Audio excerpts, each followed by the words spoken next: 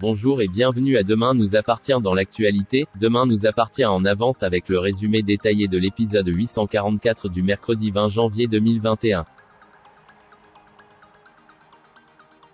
Qui a tué Franck Guéot dans Demain nous appartient? Mercredi, dans votre série quotidienne de TF1, les soupçons vont se porter sur Sandrine Lazzari tandis que Anne-Marie découvre la vérité sur son ancien compagnon. Samuel Chardot quant à lui, est toujours perturbé par Iris, et Charlie n'arrive pas à rompre avec Gabriel. Après avoir découvert le corps sans vie du frère de Morgane, Martin et Aurore ont réveillé Anne-Marie Lazzari. À 20h, elle dormait déjà dans son lit habillée, et elle n'a pas été réveillée par la détonation de l'arme.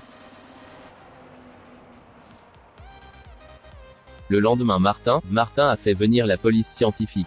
Il s'agit d'un homicide. Franck Guéot est décédé d'une blessure par balle dans le dos, mais l'arme du crime reste introuvable. Anne-Marie a du mal à réaliser que Franck soit mort. Martin l'interroge, et Anne-Marie lui avoue que Franck avait l'intention de quitter la ville. Le commandant Constant applique la procédure, et fait réaliser un prélèvement sur les mains d'Anne-Marie, à la recherche de résidus de tir pour savoir si c'est elle qui a tué Franck Guéot. Pendant ce temps, chez les Lazzari-Guéot, Morgane et Gabriel sont accablés par le chagrin. Morgane estime que son frère ne méritait pas d'être assassiné quoi qu'il ait pu faire. Elle avoue à Gabriel que Franck n'était pas celui qu'il croyait, et que son oncle avait en lui une part sombre qui lui a sans doute coûté la vie chez Franck. Aurore donne la permission à Anne-Marie de prendre une photo de son ex-compagnon. Martin reçoit les résultats du prélèvement. Anne-Marie Lazzari n'a pas tiré sur Franck.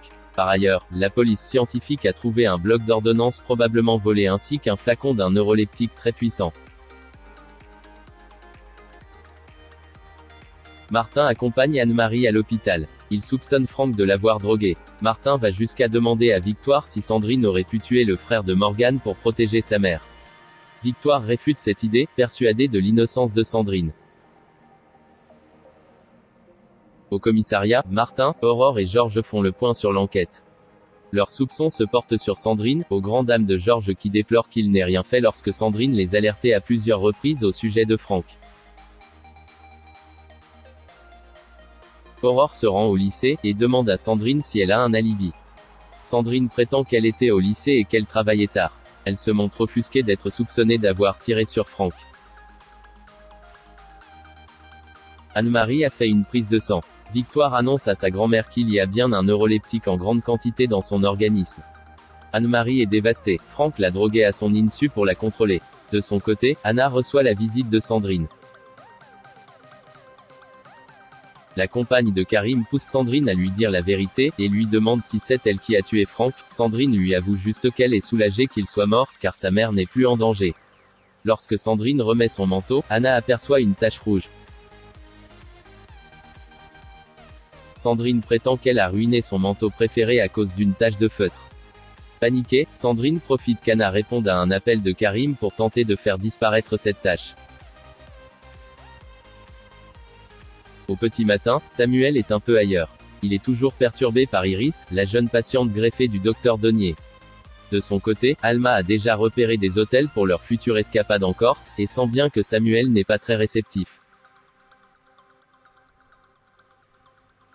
À l'hôpital, le docteur Donnier reçoit en consultation Iris. La jeune femme en profite pour se confier au sujet de Samuel.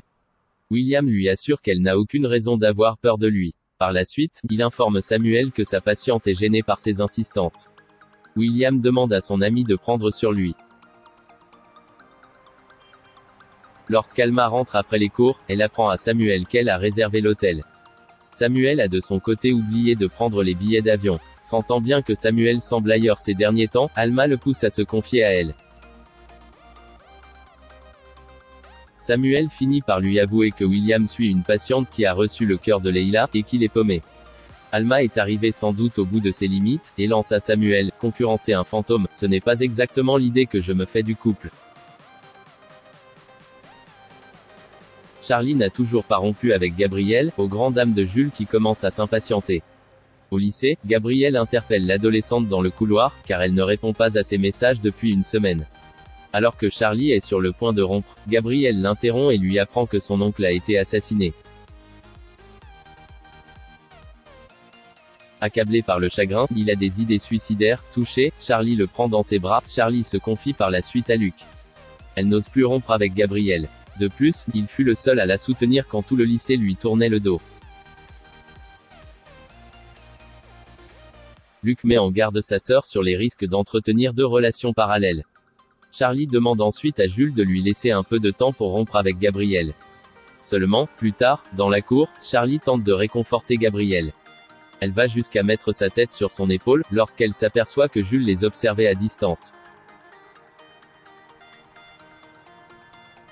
Merci d'avoir regardé et à la prochaine vidéo. N'oubliez pas de vous abonner à notre chaîne. Au revoir.